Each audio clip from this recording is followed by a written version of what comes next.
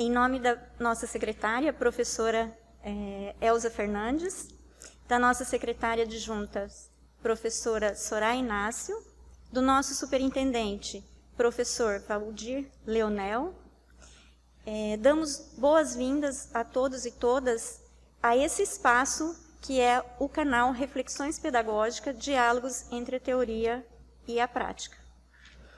Nós, representantes dos setores da SUPED, estamos aqui reunidos hoje numa roda de conversa intitulada Orientações Pedagógicas sobre o Retorno Presencial das Aulas da REME. Antes de iniciarmos, quero pedir licenças para vocês, para agradecer à equipe da Divisão de Tecnologia, em nome do professor Jaques e sua equipe. Agradeço também os intérpretes de Libras da Educação Especial, o professor intérprete Kenny e a professora intérprete Gisele, que estão nos auxiliando nessa live de hoje.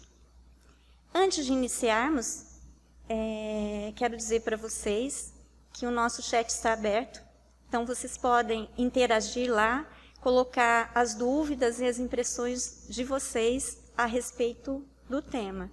Agradeço a participação de todos também que estão nos assistindo. E para iniciarmos essa conversa, eu passo a fala para a professora Mônica da GEFEM. Professora Mônica, é com você. Olá, sejam todos bem-vindos. Essa formação, ela tem como objetivo dar um norte às nossas escolas, tá? Com a prática escalonada de 2021. Então, nós temos aqui vários itens que pretendemos auxiliar nossos professores e equipe técnica da escola sobre o fazer pedagógico nesse momento tão diferenciado e necessário unirmos as forças e os conhecimentos para que possamos ajudar nossos alunos nos problemas enfrentados pela pandemia, impostos pelo momento tão delicado. Então, nós vamos falar sobre a prática escalonada, nós vamos refletir sobre o que nós vamos propor, tá? As premissas do escalonamento, a organização do plano de aula e as avaliações e as ações desenvolvidas pela CEMED para dar suporte às escolas e os professores. Bom, a pandemia, ela trouxe um reflexo muito negativo para a educação. Nós temos aí várias situações como os impactos socioemocionais, multidimensional, impactos da aprendizagem, abandono, defasagem.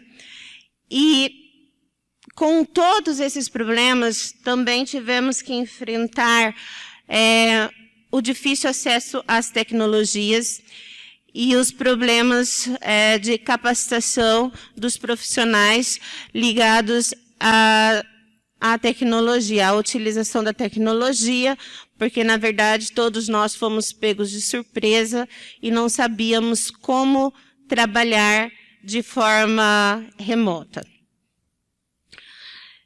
E, assim, com a graça de Deus, hoje nós podemos estar dando retorno às aulas presenciais e nós precisamos ter um olhar mais atento a tudo o que aconteceu nesse tempo da pandemia. Retorno de 2021. O que nós precisamos estar atentos? A saúde dos nossos alunos, dos nossos profissionais, seguirmos os protocolos de saúde, de segurança, tá? E, por outro lado, também termos a atenção na aprendizagem, o acolhimento socioemocional dos nossos alunos, dos nossos profissionais, e a retomada e aprofundamento do aprendizado. Por que a retomada? Porque no ano passado, o ano de 2020, o ano letivo de 2020, nós tivemos um ano atípico, onde nossos alunos cursaram praticamente todo o ano, iniciando em meados de março, com atividades remotas. E hoje nós iremos nos deparar com situações que nós desconhecemos. Então, é importante a retomada de alguns itens que são importantes para que o aluno consiga avançar. O escalonamento, né, ele é necessário para o momento, né? Então, nós vamos fazer um revezamento com os alunos.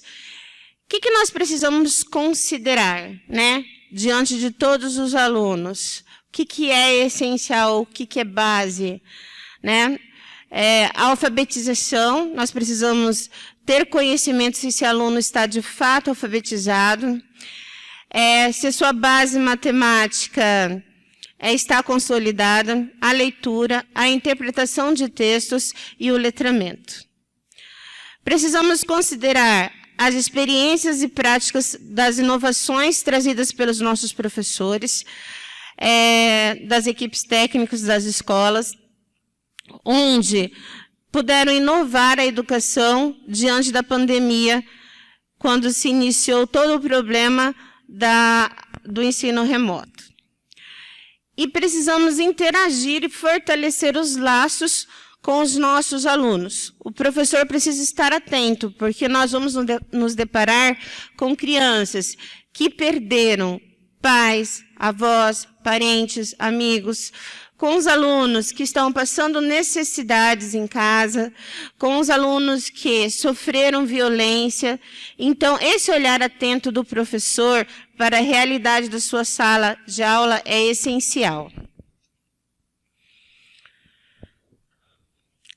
As estratégias significativas, né? Como que nós vamos fazer esse escalonamento, né? O que eu preciso estar atento como professor? Primeira coisa, depois da avaliação diagnóstica, tá? É saber se meu aluno consegue desenvolver as atividades não presenciais sem auxílio, se ele de fato está fazendo, tá? E os alunos que têm mais dificuldades e precisam de auxílio. Não que aquele que não tenha dificuldade também não precise ser olhado. Mas, assim, nós precisamos promover uma equidade entre o conhecimento dos nossos alunos, tentando aproximar ao máximo, tá, essa aprendizagem. E aí, elaborarmos estratégias para a recuperação da defasagem de conhecimentos. No ano de 2020, nós elaboramos o referencial curricular circunstancial, e eu vou ler para vocês aqui quais foram os objetivos da elaboração desse referencial vigente para o ano de 2020-2021. Ele foi elaborado contemplando as habilidades para cada ano, considerando o referencial curricular da REME 2020. O contexto da pandemia, juntamente com as dificuldades socioeconômicas de acesso e interação, fizeram com que essa priorização surgisse em atendimento ao contexto de redução do tempo pedagógico e da forma de interação com os estudantes. As habilidades selecionadas tiveram foco do trabalho pedagógico do ano de 2021, para que os estudantes possam avançar na sua trajetória educacional, apesar de todos os desafios. E o RCC está organizado contemplando as habilidades do próprio ano e também dos anos anteriores, mas que são pré-requisitos básicos para que o estudante possa acompanhar o ano corrente. Observando, né, os objetivos da elaboração do RCC, nós podemos concluir que os nossos alunos precisam ter uma atenção voltada à alfabetização, base matemática.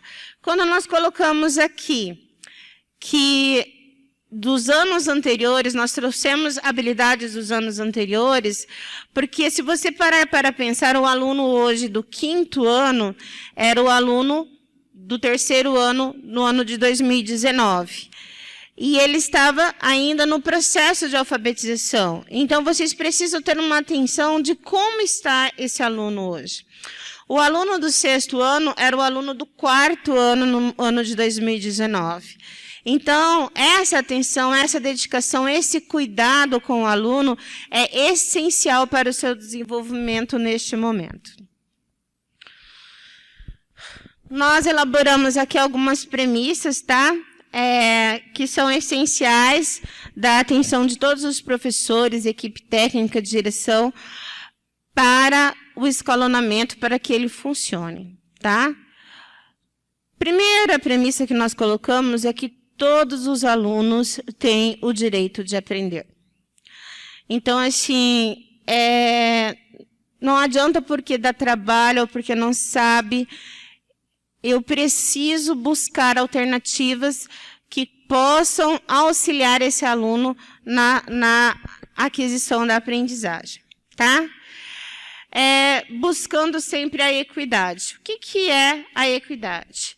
É tratar de forma diferente aqueles que não se encontram em situação de igualdade. Diagnosticar, planejar.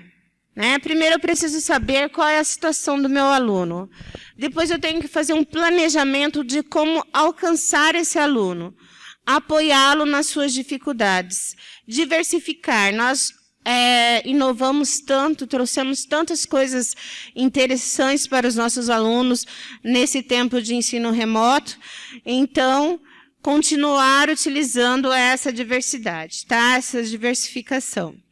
Valorizar cada passo, cada conhecimento, cada construção desse aluno. Buscar a proximidade do aluno, com o aluno e com a família. Conhecer a sua história, tá? E tudo isso vai resultar na conquista de um ensino humanizado, que é essencial neste momento. E diante de tudo isso, nós teremos a identificação dos avanços, das dificuldades de aprendizagem, tá? Teremos também formas diferenciadas de conhecer e de aplicar a esse aluno outras formas de aprendizagem. No plano de aula, o professor precisa estar sempre elaborando estratégias para atender as necessidades de cada grupo, o presencial e o não presencial, né, e o escalonado. E também conduzir as atividades de uma forma sequenciada, tá? Com progressão entre elas. Então, assim, nós teremos alunos com vários níveis de conhecimento. No entanto, é essencial que o professor tenha em mente que as atividades elas precisam seguir uma sequência, até mesmo porque o aluno estará uma semana na escola e outra em casa realizando as atividades. E entre essas atividades precisa acontecer uma progressão do conhecimento. Retorno às aulas presenciais no ano letivo de 2021. Organização do trabalho pedagógico. Eu vou passar a fala agora para a professora Mazé, que ela vai falar sobre o assunto.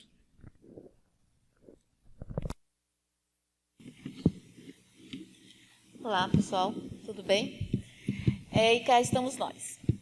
Com muita satisfação que eu, representando aqui a coordenação pedagógica das escolas e da REME, nos profissionais, né, do apoio pedagógico, coordenador pedagógico, supervisor e orientador pedagógico, que estamos junto com vocês nessa nova demanda. Nova dentro da unidade escolar, porque o trabalho nunca parou, né? Nós estamos à frente desse trabalho desde o dia 18 de março, quando nós fomos acordados com essa novidade, né? Não tão grata para todos nós. Mas eu quero falar um pouquinho com vocês, é uma prosa, né? Como o povo já disse, a Mônica também, nessa conversa nós temos que falar algumas questões que faz parte da nossa atuação. Nós pensamos em dividir para vocês agora, falar um pouquinho sobre o planejamento. O planejamento, ele faz parte da nossa atuação. É ele que faz com que a gente tenha um rumo, um norte, uma meta. Então, são conteúdos que permeiam toda a nossa prática constante. E aí eu trouxe para conversar um pouquinho com vocês a questão das normas. Quando nós sabemos que no planejamento a gente vai partir, né, para pensar as ideias, pensar as inovações, como que nós estamos, como que nós chegamos aqui, é importante considerar que nós temos todas umas normatizações que são basilares para esse nosso trabalho. Então, desde o dia 6 de abril de 2020, como vocês mesmos se recordam, começamos a pensar como seria essa organização do trabalho dentro das unidades escolares, que naquele momento estava à distância. E o último documento que vocês têm conhecimento foi a Resolução 223, que está dizendo sobre este momento que agora vamos viver a partir do dia 19 de julho, que é o retorno às atividades presenciais, porque as atividades nunca pararam. Então, eu convido vocês para a gente pensar junto, e eu aqui trago, né, a experiência desse acompanhamento junto à equipe pedagógica, e falar que organizar essas rotinas e as práticas pedagógicas para dar conta desse processo educativo com qualidade, com bons desempenhos, com bons resultados, como todos nós queremos, merece esse pensamento, merece que a gente tenha esse diagnóstico. E quando a gente fala de diagnóstico, aqui nós queremos dizer assim, e eu até coloquei aqui para vocês, retrato da realidade. Então, a minha realidade, mesmo que eu esteja separado por quadras de outra escola, ela é diferente. Então, eu, como profissional da educação, tenho que entender a minha realidade, porque ela, a partir desse diagnóstico preciso, desse levantamento de dados consistentes, com boas perguntas, com boas referências, que eu vou dar conta de atender aos direitos de aprendizagem das habilidades e as competências previstas para cada etapa de ensino. Então, eu tenho que pensar que eu estou atendendo a minha unidade escolar a educação infantil. Eu tenho que pensar que eu atendo a educação infantil, o ensino fundamental e o ensino médio, e que à noite também eu tenho a EJA. Então, quando eu digo dessa especificidade, de entender o meu universo, é nesse sentido. Como que eu vou dar conta de organizar e planejar coletivamente todos esses elementos? Então, a gente convoca vocês, a gente sabe que vocês fazem isso com muita propriedade, com muito cuidado, com muito carinho.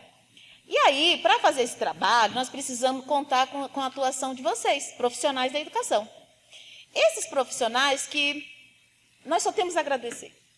Se vocês fizeram uma retrospectiva, uma reflexão de como nós éramos e como somos, nós avançamos demais, pessoas. Assim, se a gente fizer esse histórico do nosso caminho profissionalmente, nossa, foi muito gratificante. Eu aqui quero agradecer esse empenho que vocês tiveram. Ninguém ficou parado, ninguém ficou sem ter a sua atividade preservada, sem ter a sua vontade de fazer a diferença para as crianças nesse período que estamos à frente. Bom, falar de atuação profissional é falar de tudo que nos move, né? O que nos move é as nossas práticas. Primeiro, eu quero falar que a nossa relação dentro do universo escolar, em todas as sociedades, né? Ela tem que ser permeada pela ética, pelo diálogo saudável, comprometida com o processo educativo. E eu tenho certeza que isso nós temos muito tranquilo na nossa rede, na nossa vida pessoal, porque a gente precisa dela para continuar dando conta. E eu trago aqui um pouquinho rapidamente para vocês, que eu gosto demais, quando o Cortella ele fala sobre o senso de dever. E nós já conversamos com a equipe pedagógica sobre essa temática, e é importante porque ele diz assim, me permitam fazer a leitura. Uma das coisas mais importantes na formação de uma personalidade, de um pesquisador, de um profissional, de uma criança e de um jovem, é que ele tenha esse senso de dever e o senso de urgência. Não se pode, evidentemente, ficar fazendo apenas aquilo que é urgente, mas também é necessário dedicar-se ao que é importante. Quando consideramos demais do que é urgente, o importante fica de lado. Então, eu sinto esse senso de dever nos profissionais da educação muito forte, muito presente. E isso faz com que a gente tenha tranquilidade que o trabalho pedagógico vai voltar presencial com muita certeza do que nós queremos. Nós estamos com saudade, né? Nós estamos com saudade do recreio, nós estamos com saudade da sala dos professores, nós estamos com saudade da conversa no corredor. Claro, sempre preservando a segurança, sempre num modo diferente, mas não vai deixar de existir. E nisso, eu faço essa convocação, quando a gente fala de senso de dever, para que nós todos, tá? E aqui eu estou dizendo de todos, do universo escolar, temos que ter o conhecimento pedagógico. E isso fez com que a gente, nesse período, procurássemos muito, né, outras formas outras práticas. Então, se eu tenho esse senso de dever, se eu tenho conhecimento pedagógico, eu vou ter também a preocupação de manter os meus registros pedagógicos. E aí eu faço uma solicitação que eles têm que ser atualizados, isso tem que ser avaliado. Nós fazemos isso, que bom, é assim mesmo. É isso que vai nos dar condições para que a gente avance profissionalmente e dê condições àquilo que eu disse anteriormente, qualificar o processo educativo. Outra questão que eu queria abordar com vocês, quando a gente fala de atuação profissional, é formação continuada. Então, a formação continuada, ela faz parte também da nossa busca incessante por ser melhores profissionais.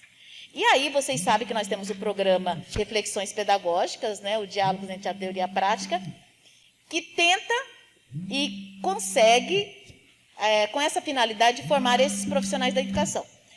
Mas também, e aí eu peço, né, eu sei que nós estamos em atividade nesse sentido, de buscar a autoformação. Quando eu compro um computador, quando eu assino um site, quando eu busco alternativas, eu estou investindo na minha própria formação. E isso é primordial para que a gente se torne aquele profissional que a gente deseja, aquele profissional que a gente investe. Então, eu faço essa observação. E aí, nós temos que falar também um pouquinho, quando a gente fala sobre a organização do trabalho pedagógico, dos elementos envolvidos nesse processo. Se o professor, né, é o articulador, o mediador, nós temos que falar também sobre os alunos. Os alunos, como a professora Mônica bem colocou, e junto conosco também, eles estão vindo diferente. Então, como que é que a gente vai fazer para conhecer esse aluno? Como que a gente vai entender esse novo sujeito de aprendizagem? Então, a gente precisa realizar a escuta, né? A busca ativa. Nós temos que pensar de como usar muita sensibilidade e valorizar. Como que a gente vai valorizar esse aluno? Fazendo com que ele aprenda. Quando ele perceber, quando ele chegar nesse universo e perceber, e eu tenho certeza disso, que quando o professor estiver dentro da sua sala de aula com seus alunos, ele vai voltar tudo aquela nossa vontade, aquele trabalho que a gente sabe fazer com tanta competência. E aí a gente pede para que a gente tenha essa vontade de oportunizar que esse aluno avance nessa aprendizagem. Quando a gente fala de acolhimento, quando a gente fala de escuta, é para que ele aprenda, né? Então, como bem a Mônica disse, zelar para a aprendizagem da criança é a nossa tarefa. Então, nós podemos fazer isso como? Que ele aprenda. Quando ele perceber que aquele período que ele chegou na escola, essa semana que ele ficou, ele aprendeu coisas que ele não demorou muito tempo dentro de casa, nós estamos fazendo nosso trabalho com qualidade. Outra questão que eu gostaria de falar com vocês, né, quando eu acabei de dizer, quando ele tiver acesso a essas atividades curriculares, presenciais, ele, independente se ele está na escola ou está no domicílio, ele vai ter um personagem fundamental nesse processo, que é o professor. E aí eu quero falar também um pouquinho, nessa nossa prosa, nessa conversa, sobre a família. Quantas e quantas vezes nós fizemos, né, tantas atividades, utilizamos tantas estratégias diferentes para que esses pais fossem para a escola. E hoje eles são parceiros. Então, nós não podemos perder essa parceria, ela precisa continuar, ela vai mudar algumas, né, configurações, mas ela precisa. E aí a gente solicita muito que vocês façam manutenção, intensifique esse contato pelos canais de comunicação, né, configurando para ele como que vai ser essas modificações, de forma tranquila, de forma que eles entendam essas adequações, esse novo formato. É claro que, por mais que a gente tenha boa vontade, não é isso que todos nós queríamos. Nós queríamos voltar 100%, todo mundo carga horária normal. Mas é o que é possível. E nós não podemos mais deixá-los, né? Então, eles vão vir para o presencial e a gente pode fazer esse trabalho com muita tranquilidade, com leveza, com sensibilidade. Então, a família, nós precisamos divulgar, eu tenho certeza que vocês já estão preparados para isso, mostrar para eles como que vai ser esse cronograma, porque vai dar um trabalho eles entenderem fica uma semana, volta outra semana, como que vai ser essas informações, como que a gente vai fazer esse distanciamento, como é importante o uso dos protocolos. Então, eu acho que é muito importante, neste momento, falar com a família e manter essa parceria. Outra questão que eu quero falar com vocês também é sobre algumas demandas que a gente vai conversando durante o processo, que a gente sabe que vocês estão bem organizados nesse sentido. E como a gente fala sempre dos desafios, eles estão postos. E quando a gente voltar para o presencial, eu creio que vão aparecer outros. Mas quanto mais planejados, quanto mais discutido coletivamente, mais teremos êxito nessas atividades. Priorizar e organizar o tempo pedagógico. Escolher estratégias que atendam às necessidades de todos os alunos. Quando a gente fala assim, organizar e priorizar o tempo pedagógico, é no sentido assim, todo momento que eu estiver em contato com o aluno, ele tem que ser produtivo, ele tem que ser em benefício da aprendizagem. E aí, nós teremos agora uma realidade diferenciada. Antigamente, nós tínhamos, antes do dia 18 de março, todos os alunos, agora nós teremos grupos pequenos. Então, vamos fazer com que esse tempo ele se torne preferencialmente pedagógico, unicamente pedagógico. Eu sei que vocês fazem isso com muita propriedade e a gente agradece, mas é um momento que a gente precisa estar fazendo essa convocação. Resgatar e adaptar os projetos didáticos existentes na escola. Gente, vocês fizeram e fazem muita coisa boa e maravilhosa. Façam isso coletivamente. O que é que nós temos, o que nós tínhamos e que nós podemos manter? O que a gente pode adequar? Então, façam isso, tudo em benefício do avanço da aprendizagem do aluno e até também da valorização do próprio profissional da educação, que ele já via, os projetos ainda podem continuar. Por favor, mantenham esse dinamismo e esse bom trabalho que vocês realizam com muita propriedade dentro das unidades escolares. Também, nós trouxemos aqui essa provocação, que nós estamos entre parceiros de profissão, para refletir um pouquinho sobre a questão da leitura e da escrita, que ela deve permear e deve ser mantida, na verdade, com muita força. E eu quero aqui pedir, solicitar, que isso não é um compromisso só da língua portuguesa. Leitura e escrita, ela deve estar permeando em todas as disciplinas. Então, a gente faz esse reforço, que a gente sabe que vocês têm isso com muita clareza, procuram fazer isso com muita maestria. Bom, eu vou reforçar algumas coisas aqui que a professora Mônica disse, que a gente vai continuar durante essa conversa, essa roda de conversa o tempo todo, porque o planejamento ele é importante para que a gente prever algumas situações. Bom, com relação à equipe técnica e à equipe escolar, vamos falar equipe pedagógica, porque todos somos pedagógicos. Quando a gente fala equipe pedagógica, estão todos juntos nesse trabalho. Nós temos que apoiar, sim, vocês, e vocês têm que apoiar, porque isso é um trabalho coletivo. Então, quanto mais articulação tiver entre esses personagens, entre esses profissionais, mais o trabalho terá benefícios. Então, a gente faz essa convocação para que a gente volte mesmo como eu já disse anteriormente, com boa vontade e com a boa convivência. Definir também essas estratégias que são importantes, quais são as ações, quais são os procedimentos, sempre em cima daquilo que vocês diagnosticaram. Coletar esses dados, por que a gente faz essa coleta de dados? Para tomar decisões. E essas decisões elas têm que ser tomadas coletivamente, porque elas adquirem maior força e maior comprometimento e responsabilidade. A questão do registro, nós trabalhamos muito com isso, mas a gente trabalha na perspectiva dele se tornar um instrumento de intervenção. Ele tem que ser um instrumento de avanço, ele tem que ser algo que vai orientar as minhas próximas ações. Não um registro para ser guardado, mas como um itinerário, um retorno para ser analisado, tá bom? E eu quero falar também um pouquinho, aí a Mônica pode passar, sobre uma sugestão que está em fase de estudo e que nós vamos enviar para as unidades escolares, na questão do plano de aula. Nós sabemos que todos vocês materializam isso, é um instrumento muito importante de registro da prática do professor. É ali que ele vai dinamizar e vai apontar quais serão os melhores caminhos para que ao final daquele período o aluno avance na aprendizagem. Então, aqui tem o que tem de diferente que a gente tem que chamar a atenção de vocês para pensar quais serão as estratégias didáticas dos grupos, né? O grupo A, o grupo B, o grupo escalonado. Então, nós vamos enviar para as unidades escolares, aguardem para que a gente possa discutir coletivamente esse documento, tá bom? E, finalmente, falar um pouquinho como que a gente pensa esse planejamento, que é materializado lá no plano de aula.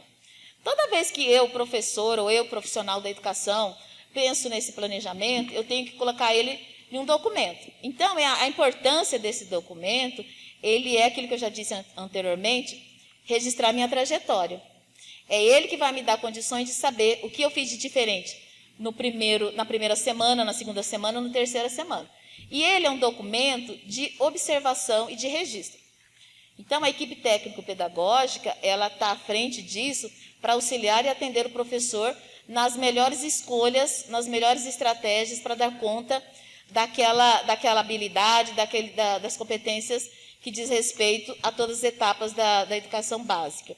Então, é uma preocupação nossa, e eu gostaria aqui de dizer que a coordenação pedagógica recebeu as orientações necessárias para esse trabalho, e nós estamos disponíveis na COPED para qualquer dúvida que vocês precisarem da nossa ajuda, como todos os setores da SUPED, tá? E aí eu gostaria só de dizer para vocês, me permitam, né, de tudo que eu disse, fechar dizendo o seguinte: a esperança é a nossa maior coragem, acreditar mesmo sem saber o que virá. Então, eu peguei aqui a palavra do Capinejar, que é um jornalista, que ele lançou esse livro ano passado, Colo, por favor, e dizer para vocês assim: estamos aqui, e vocês aí, mas o que nos move é o processo de ensino-aprendizagem. Eu vejo que nós teremos grandes desafios, mas nada é mais do que acreditar. Então, acreditar é a esperança maior. Porque quando a gente lê essa palavra, né, e eu acredito muito que nós não nos negamos à esperança. Então, eu agradeço. Quero passar agora a palavra para a Bel, que vai dar continuidade. E bom trabalho nas unidades e conte conosco. Isso, Mazé. Olá.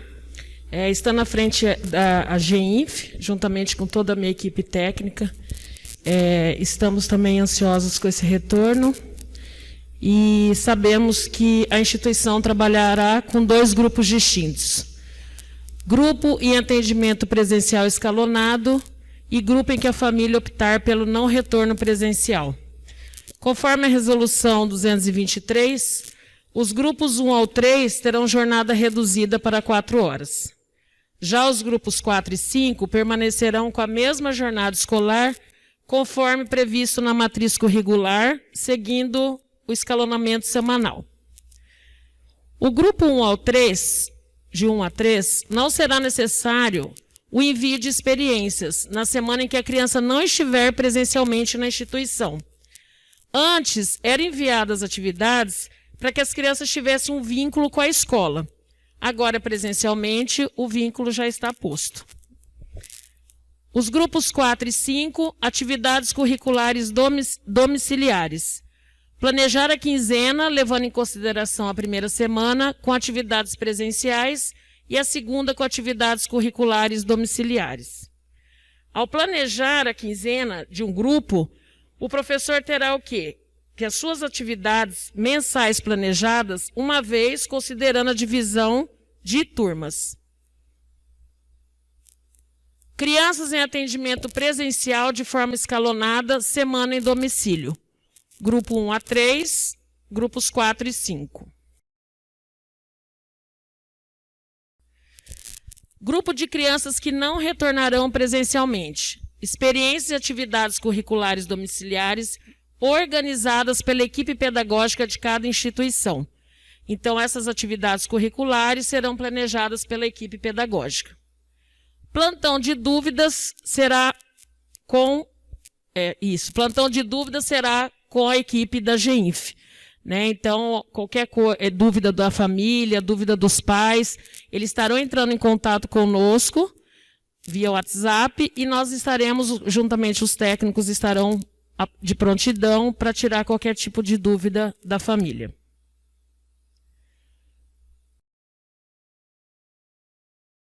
Os cadernos produzidos pela CEMED e SUPED.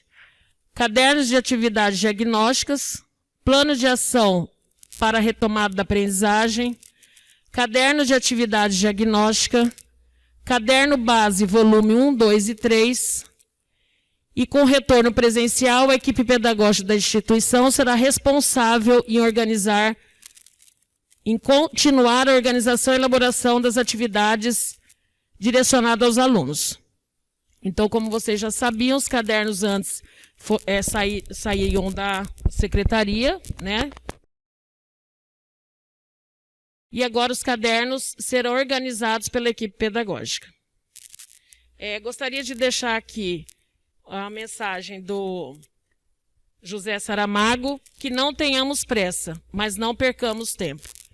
E nos colocarmos mais uma vez à disposição, a equipe da GEINF, junto com os meus técnicos, para qualquer dúvida que vocês tiverem. Dando continuidade. Será de responsabilidade da escola a organização das atividades. Até mesmo porque o caderno ele vem complementar, da mesma forma do base, né? Porque, assim, para a secretaria fica complicado atender todas as necessidades escolares. Por mais que quiséssemos atender, nós não conhecemos as realidades e necessidades de cada escola. Então, esse conhecimento é do professor, é da escola, a elaboração de acordo com a sua necessidade. E ainda vamos contar, tá, com o banco de atividades do Moodle CEMED também e com o plantão pedagógico para aqueles alunos que não estarão no presencial. Avaliações necessárias. Primeiramente, nós precisamos conhecer o nosso aluno, o que ele aprendeu, o que ele aproveitou, qual foi o seu aproveitamento durante esse 1 ano e meio que ele esteve no ensino remoto. Né? A avaliação diagnóstica de entrada inicial.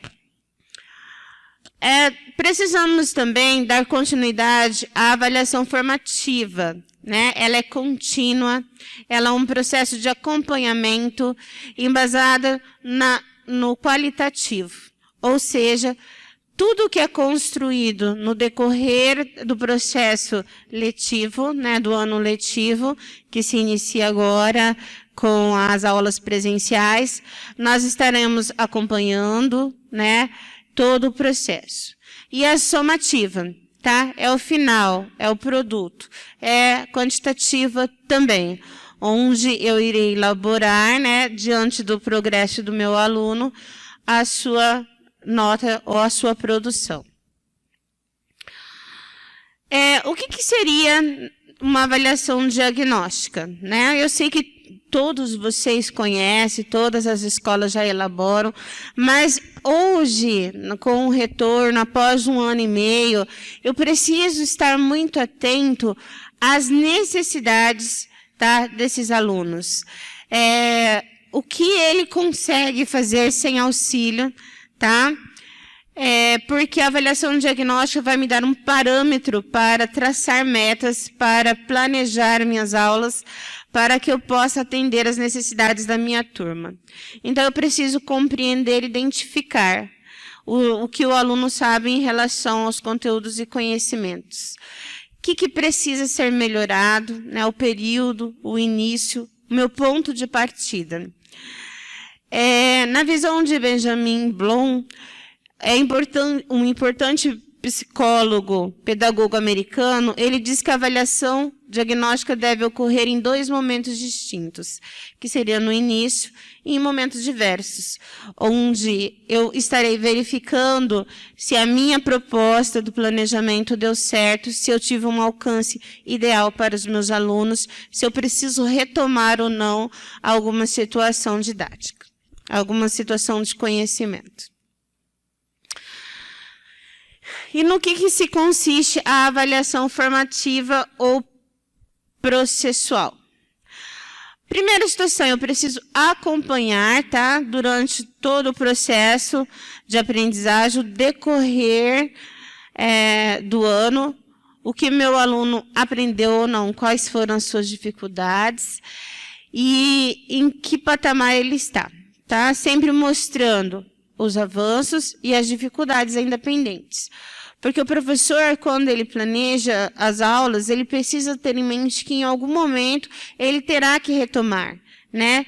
Vai depender da necessidade dos seus alunos, das dificuldades dos seus alunos, ou avançar. Porque muitas vezes o nosso aluno também possui facilidade em aprender algo que nós propomos. A avaliação formativa também auxilia o professor em trazer novos rumos para sanar as dificuldades e estabelecer novos parâmetros da avaliação da aprendizagem. Então, a partir do momento em que eu estou avaliando diariamente a minha aula, eu estarei verificando o que funcionou, o que não funcionou, o que eu preciso melhorar e o que pode continuar. E aí vai do professor, se ele vai realizar isso diariamente, semanalmente, ocasionalmente, isso vai de cada professor. E sempre estar acompanhando, dando um feedback, um retorno para os alunos dos seus avanços, encorajando esses alunos, colocando para eles seus avanços e que eles sempre podem mais. E a somativa? O que seria a avaliação somativa? É o meio de organizar em um banco de dados os trabalhos e as tarefas realizadas de forma a facilitar ao professor o progresso do seu aluno. Nós temos várias formas de fazer a avaliação somativa, não consiste apenas em provas, mas nós temos trabalhos, nós temos apresentações, nós temos portfólios, nós temos o caderno, e tudo isso pode ser utilizado na formação, na avaliação somativa.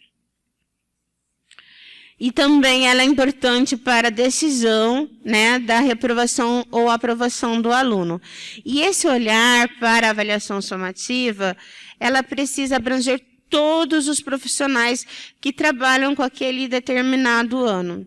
Porque às vezes o meu aluno tem dificuldade, por exemplo, numa disciplina e na outra ele tem a facilidade. Será que é meu aluno que aprende melhor uma disciplina do que a outra, ou a metodologia do professor que está funcionando? Essa troca de conhecimentos e de práticas, ela é importante entre todos os profissionais relacionados à educação. Agora eu vou passar a fala para a professora Alcione. Ela é chefe da divisão de avaliação e ela vai falar sobre as avaliações externas que irão acontecer no ano de 2021. Então, olá novamente, né? Nós vamos conversar sobre 2 temas, que é o Sistema de Avaliação da Educação Básica, né? O SAEB 2021, e sobre uma plataforma de apoio à aprendizagem relacionada à avaliação diagnóstica. Esse tema é um tema que nos causa muita ansiedade, né? Vocês devem ter acompanhado aí pela mídia.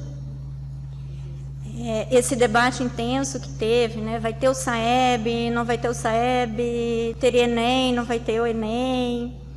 E o SAEB estava nessa mesma perspectiva, né? De todos, nessa expectativa, se aconteceria ou não. Agora, em julho, o INEP publicou, né, por meio da portaria 250, as diretrizes para o SAEB. E nessa portaria, a aplicação do SAEB está prevista para o período de 8 de novembro a 10 de dezembro, né, desse ano corrente. O que essa portaria trouxe? Trouxe os anos, né, que serão avaliados e como será cada avaliação dessa. Essa informação nós já encaminhamos para as unidades escolares, tá? Por meio da CI Circular 310 para as EMEIs e da CI Circular 311 para as escolas. Então, o SAEB, esse ano, vai acontecer, né, aparentemente, da mesma forma que foi em 2019. Então, nós teremos duas metodologias de aplicação, né, que é a amostral e a censitária, né. Para a amostral, nós teremos na educação infantil a aplicação de questionários, né, para diretores e professores, lógico, né, não temos teste para os alunos, certo? Questionário para os professores será amostral. Também, de modo amostral, né, será aplicada a avaliação de língua portuguesa e matemática para o 2º ano do ensino fundamental. A matriz utilizada é a nova, de 2018, já alinhada com a BNCC, certo? Não tem questionário para as equipes. A outra avaliação amostral será do 9º ano do ensino fundamental, tá? Nos componentes de ciências na natureza e ciências humanas, né, que inclui história e geografia, também com a nova matriz alinhada à BNCC. Também será amostral. Nós não sabemos ainda quais serão as escolas, né, que farão parte da amostra, nem as turmas. Normalmente, a Undime, quando recebe do INEP essa informação, ela já repassa, né, para as secretarias dos municípios. Então, assim que a gente souber, nós entraremos em contatos, né, com a escola, informando que ela fará parte da amostra desses anos. Bom, censitária, né, que é a avaliação em que todos os alunos e todas as turmas participam, será no componente de língua portuguesa e matemática para os 5º e 9º anos. A matriz é antiga, é de 2001. Né? Por que a matriz antiga? Porque o INEP precisa cumprir, né, a série histórica com resultados do IDEB, né, que vai concluir agora em 2021. Então, tem que ser a mesma matriz para poder ter comparabilidade de resultados. E os professores, diretores e estudantes também respondem um questionário. E essa ansiedade que a gente tem, né, com essa avaliação externa, como assim? Né? Nossos alunos vão fazer testes depois da suspensão das aulas presenciais. Então, esse debate foi muito intenso. A Undime, que representa os municípios, né, ela entrou nesse debate também, inclusive pediu, junto com outras, né, entidades representantes, pediu ao MEC que essa avaliação do SAEB fosse apenas amostral, que ela não servisse para compor o IDEB esse ano, que o IDEB fosse uma réplica, né, dos dados anteriores, que não houvesse novo IDEB, mas a gente está aí aguardando o desenrolar disso tudo. Né? Então, a única informação que a gente tem é que vai ter o SAEB, né, a portaria está aí, vocês podem procurar e ler com atenção para entender melhor como é que vai funcionar. Eu, particularmente, né, compactuo com a opinião de vários outros especialistas aí, que debatem sobre esse tema, que a gente pode ver o SAEB esse ano de uma forma positiva. Né? A gente vai ter uma ideia das proficiências dos alunos pós cancelamento das aulas presenciais. Né? Nesse momento aí tão diferenciado que a gente está, como que está a aprendizagem dos nossos alunos a nível de Brasil, a nível de Estado, a nível de município, de rede. E o SAEB ele vai nos mostrar um pouco isso, né? Vai nos dar o diagnóstico de como estão nossos alunos hoje e como que eles estavam em 2019, antes, né, do cancelamento das aulas presenciais. Agora, o IDEB ele nos traz outra preocupação. Com o novo Fundeb, né, está se cogitando que o IDEB e o SAEB sejam utilizados, né, como métrica do novo Fundeb. Eu não sei se vocês já viram, mas com a emenda constitucional, né, número 108, na qual houve alteração aqui também no artigo 100, né, da nossa Constituição estadual, referente ao rateio de 10% do ICMS entre os municípios, cogita-se que um dos critérios seja, né, os resultados do SAEB e do IDEB. Esses critérios ainda não estão estabelecidos, né, estão sendo discutidos, estudados, mas ele é um dos indicadores que pode ser usado. Então, isso nos traz, né, uma preocupação maior com a aprendizagem dos alunos, porque impacta também na arrecadação do município, né? E a arrecadação do município impacta também nos investimentos em educação, né? E também no nosso salário. Então, a gente tem que estar atento, né? Acima de tudo, à aprendizagem dos nossos alunos. E, né, para a gente fazer ter esse olhar para a aprendizagem, né, dos nossos alunos, a gente precisa fazer um diagnóstico, né? E esse diagnóstico tem que ser um diagnóstico efetivo, eficaz, que realmente vai nos mostrar o que os nossos alunos já aprenderam, né? O que eles aprenderam durante, né, esse período aí e o que falta, né, para que eles aprendam. O que ficou defasado? E para isso a gente precisa ter um bom instrumento, né? Porque a partir desses resultados fidedignos, a gente vai poder atuar com a intervenção pedagógica para a melhoria da aprendizagem. E pensando nessa situação, então eu trouxe uma sugestão para vocês, tá? Que é a plataforma de apoio à aprendizagem. Essa plataforma, ela foi criada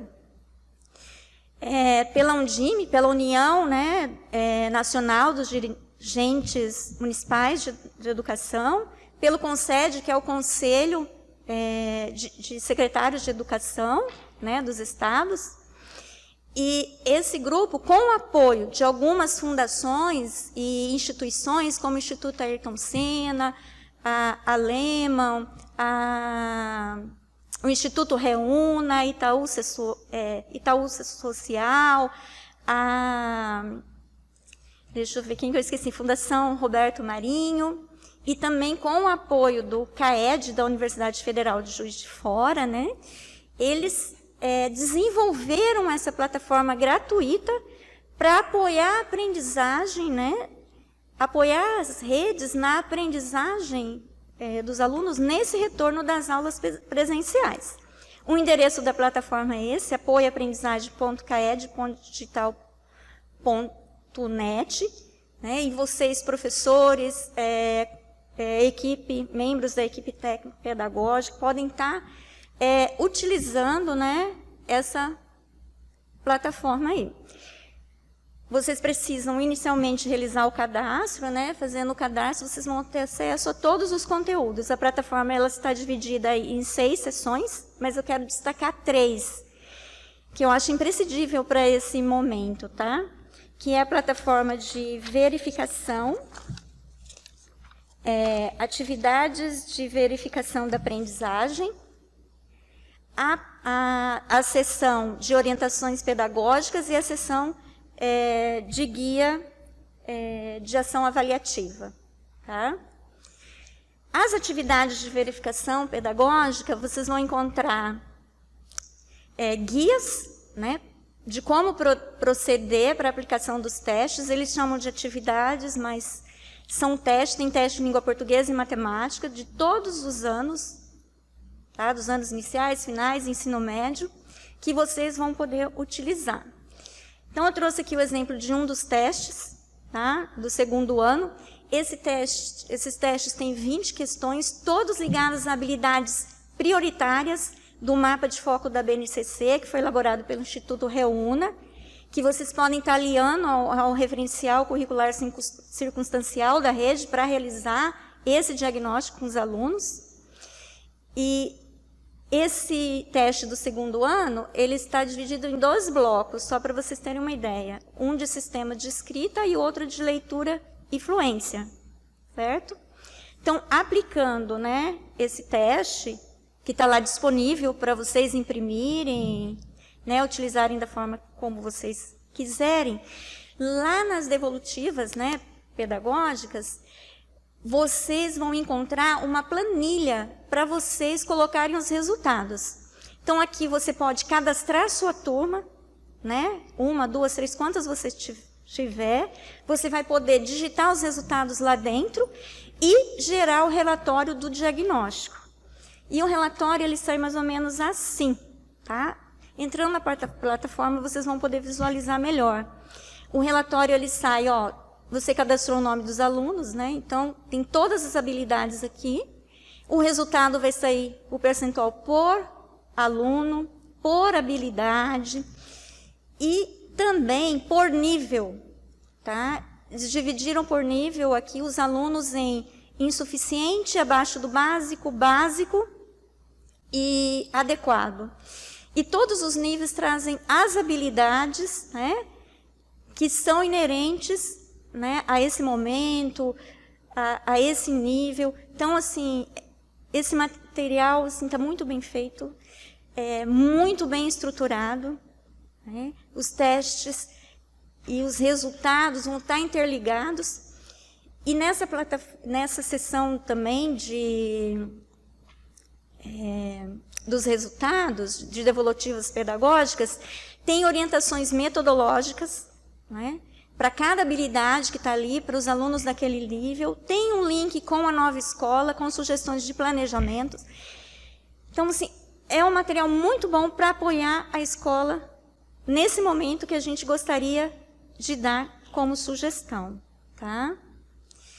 E, então, a divisão de avaliação se coloca à disposição para ajudar vocês nesse momento, né, de fazer essa avaliação diagnóstica tão importante e imprescindível nesse momento de retorno, né, porque é ela que vai dar o ponto de partida, né, para o planejamento do professor, para os projetos que as escolas, né, vão desenvolver, e focado aí na aprendizagem dos alunos, na retomada do que ficou para trás.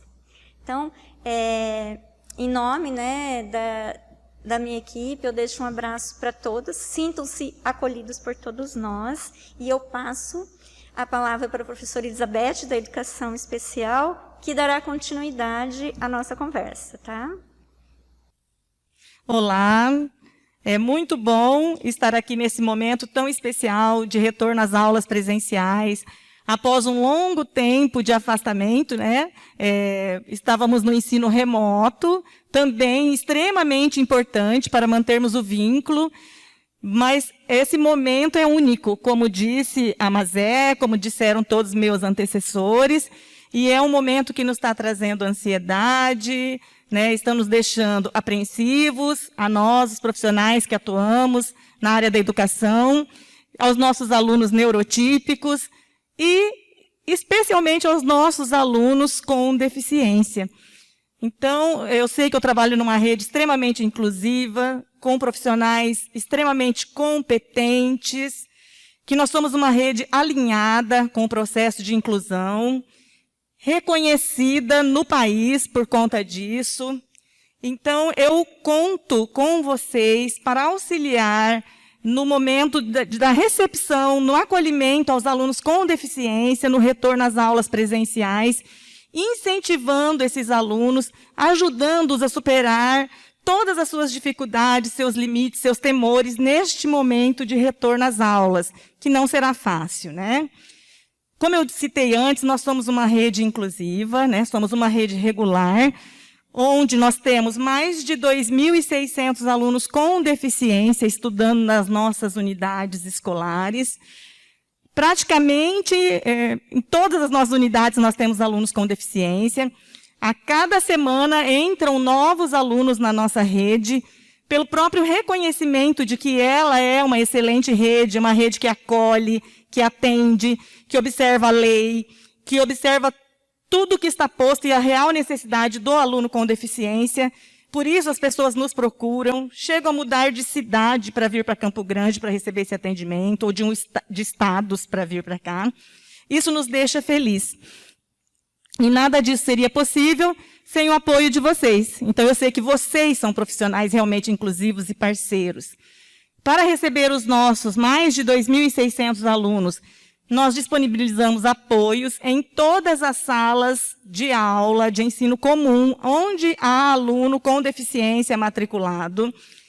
Esses profissionais estão capacitados e eles são constantemente capacitados através do programa Reflexões Pedagógicas da Teoria Prática, além de capacitações que nós realizamos in loco nas unidades escolares, cada vez que nós sentimos a necessidade ou que nos é solicitado, além de todo o acompanhamento que é realizado pelos nossos técnicos da Divisão de Educação Especial e pelos técnicos da Equipe Técnica de Atendimento Educacional Especializado, ETAE, que antigamente se chamava NUMAPES, né? Que esses profissionais estão constantemente dentro da unidade, auxiliando a equipe técnica e todos os profissionais que atuam nela, seja profissionais da educação especial, ou os professores regentes, ou qualquer outro profissional que precise do nosso auxílio. Nossos profissionais estarão à disposição, já estão trabalhando, né, e continuarão à disposição agora no início, na volta às aulas presenciais. Nós estamos promovendo novas capacitações e nós prezamos pela autonomia e independência dos nossos alunos dentro da unidade escolar. Eu quero dizer que os nossos alunos especiais, assim como os demais alunos neurotípicos, tiveram perdas, né? E que nós estamos oferecendo a esses alunos a possibilidade de realizar o atendimento na sala de recursos multifuncionais, no contraturno, onde atua o professor do atendimento educacional especializado, que vai auxiliar este aluno na recuperação da defasagem dos seus conhecimentos. Então, nós temos 67 salas de recursos que funcionam a 40 horas. Temos 2 salas de recursos específicas para alunos com baixa visão e cegueira, 2 específicas para atendimento aos alunos com surdez, e o restante das salas atende todas as outras deficiências, e o professor do atendimento educacional especializado estará lá à disposição para atender de forma organizada, com espaçamento, obedecendo a todas as normas de biossegurança, aos alunos público-alvo da educação especial. Nós sabemos que foi ofertado, né, está na Resolução 223, um atendimento online por meio de grupo de WhatsApp para retirar as dúvidas dos alunos. Entretanto, além deste canal para retirar as dúvidas, nós estamos disponibilizando o atendimento na sala de recursos multifuncionais para todos os nossos mais de 2.600 alunos, para que eles façam a recuperação do conhecimento perdido, ok? E eu quero dizer também que na nossa resolução, a nossa resolução CEMED 214, ela dispõe sobre o uso de máscara para todos os alunos a partir dos 4 anos. Entretanto, existe uma lei federal, a Lei 14.019 de 2020, que desobriga o uso de máscaras. Então, como nós somos uma rede inclusiva e trabalhamos em consonância com a lei, o pai poderá fazer a opção de que seu filho não use máscara. Mas, em observância à lei, ele deverá trazer uma declaração do médico dizendo que a criança poderá não utilizar a máscara, porque isso está escrito na Lei 14.019 de 2020. Isso nos gera preocupação. Então, nesse sentido também, quero pedir a vocês que aumente a atenção, né, e peço que reforcem as orientações sobre as questões de biossegurança para os alunos especiais. Lembrando que o aluno não é somente do apoio, que ele não é somente do professor da sala de aula, mas ele é de toda a comunidade escolar. Então, cabe a todos nós da unidade escolar, desde o porteiro até a direção escolar, a todos os profissionais que atuam dentro da unidade escolar, o cuidado com os alunos especiais, assim como com os alunos neurotípicos, ok? E eu, desde já, agradeço a participação e a colaboração de todos vocês, e nós, da Divisão de Educação Especial, nos colocamos à inteira disposição para que se fizer necessário. Muito obrigada. Vou passar para a Magali. Olá, eu sou a professora Magali, Sou responsável pela Divisão de Educação e Diversidade, a DED, que abriga a educação de jovens e adultos, educação do campo, educação patrimonial,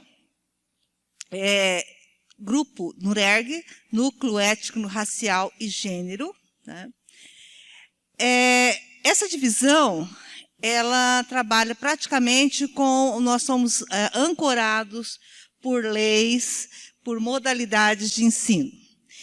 E aqui eu tenho a EJA e o campo. Né? Não muito diferente do que foi colocado até agora. Né?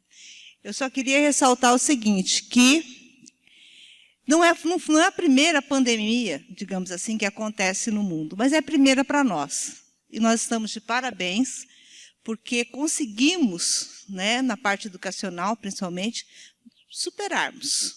Né? E foi conduzido tudo de uma forma, cuidando de todas as partes, principalmente da parte assim, da sensibilidade e de procurar estar atendendo a todos. Tá? A minha fala não difere muito desde a professora Mônica, né, até a professora Beth, porque a questão de escalonamento, a questão das atividades, como serão planejadas, né, do RCC, que a professora Mônica falou, e outras coisas mais, porque a EJA também acompanha. Mas existe na EJA, sim, digamos assim, uma particularidade, eu diria. Né? Por quê? Porque os nossos alunos, eles são adultos, eles são idosos. Estou falando da EJA. E para que nós possamos, nesse momento, digamos assim, delicado, que é uma volta delicada, né? Então ela tem que ser pensada, ela tem que ser discutida, como nós estamos fazendo isso agora. E para a EJA, fica a sugestão aqui da nossa divisão, não só minha, tá, mas do pessoal, principalmente da EJA, na voz da professora Cíntia, da professora Maria das Dores, da professora Vanessa, trazer esse aluno mais perto. Né?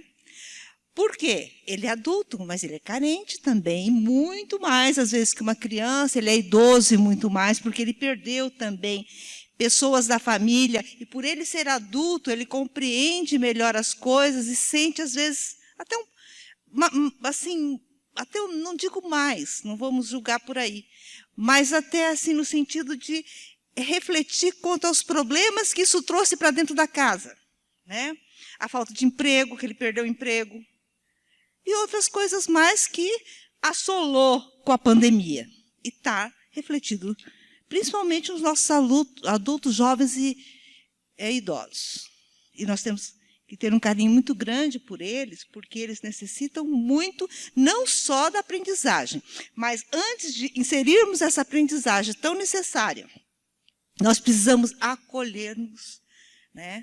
Trazer, e isso, a sugestão da EJA, da DED, consiste, primeiro, fazer a aula coisa prazerosa. Sabemos que não é fácil, mas eles são adultos. Fica mais fácil, não sei, problematizando a realidade desses adultos. Né? Trazer uma coisa assim, um planejamento não fragmentado, mas assim, de continuidade. É muito gostoso, né, quando você assiste uma novela, uma minissérie, que acaba e você fica naquela expectativa que vai acontecer outro dia. Então, se eu sou aluna da EJA, eu vou hoje e amanhã a professora me dá um gancho do que vai acontecer naquele suspense, naquele gostinho, vai me dar uma vontade de voltar. Esse é fazer, despertar isso nesse jovem, nesse idoso. Hoje eu vou voltar porque eu quero ver o que é que vai acontecer. Né? Trabalhar com reduções de problemas? Sim. Trabalhar em construção coletiva? Sim. Nós vivemos um momento muito isolado. A pandemia, todo mundo, os idosos principalmente, nós temos que ver que eles praticamente moram sozinhos, eles não tinham com quem conversar. E agora estão loucos para voltar sim. Eles querem conversar. Então, vamos fazer essa construção coletiva. Né? Para que eles possam dialogar, é claro, com todas as regras de biossegurança, que todo mundo já falou, todo mundo já sabe, não é necessário eu estar aqui repetindo. Mas esse cuidado que eu peço, trabalhar com a realidade dessa população, trabalhar de uma forma contínua, trazendo gostinho de quero mais, amanhã eu vou voltar, porque sempre tem uma coisa nova, né?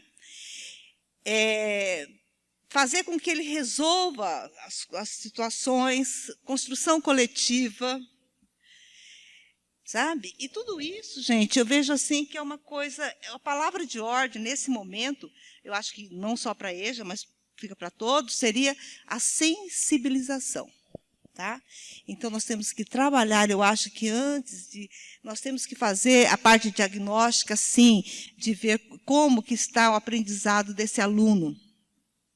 Mas essa parte diagnóstica vai funcionar muito bem se eu primeiro diagnosticar como que está essa sensibilidade desse aluno. Quem ele perdeu? O que essa pandemia significou para ele? Eu acho que por aí nós vamos conseguir avançar muito mais na outra parte, se a gente pensar em jovens e adultos. Porque eles querem que a gente converse com eles olhando nos olhos. O idoso, ele quer o carinho, ele quer o abraço, ele perdeu o abraço que ele não tem mais, porque ele não tem mais a companheira, ou não tem, é a solidão. Nós sabemos que, às vezes, né, não vamos generalizar, ser idoso é um pouquinho solitário. E isso aumentou muito na pandemia, nós sabemos disso. E, então, esse carinho, esse trato, essa volta, esse olhar, coisa mais linda que eu achei na pandemia, nós vamos poder ver isso, usar máscara, eu não sabia o quanto que a gente sorria com os olhos. Então, a gente procura resgatar nisso com eles. Tá? Tem alguma referencial, bibliografia que eu poderia falar que está muito interessante, que é do Gabriel Chalita, que ele fala a solução está no afeto, né, desse ano 2020. Então, eu acho muito interessante, tá, a gente partir para a questão, primeiro, da afetividade, se tratando principalmente em modalidade de ensino.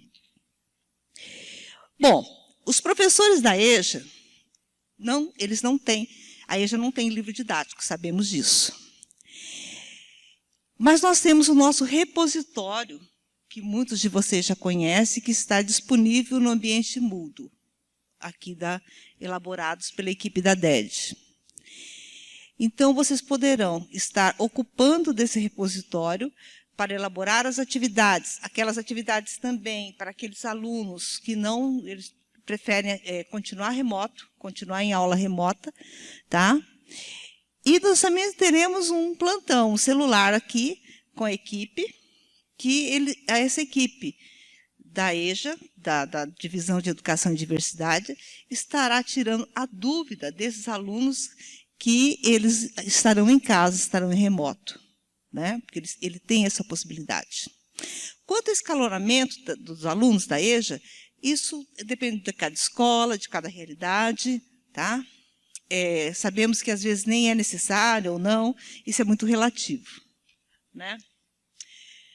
Bom, outro detalhe. Nossa equipe, tá? Tanto da EJA como do campo, eu não falei necessariamente do campo, mas os professores já relataram, né, que seria a mesma coisa. Mas nós também estamos disponíveis para sanar algumas dúvidas e vocês poderão nos procurar, tá? Aqui na divisão, né? Ligando para o telefone 2020-3851, 2020-3850 e podendo chamar os professores ali presentes, tanto da EJA como do campo, ou a mim.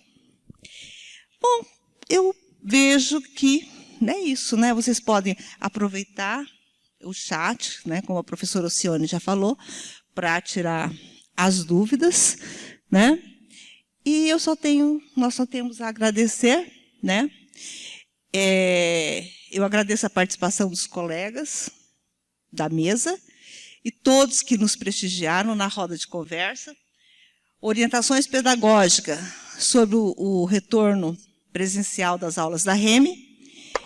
Em nome da Secretaria Municipal de Educação, na pessoa da professora Elza Fernandes, professora Soraya Inácio, do Superintendente de Gestão de Políticas Educacionais, professor Dr. Valdir Leonel, e gerências e chefias imediatas desta. Muito obrigada.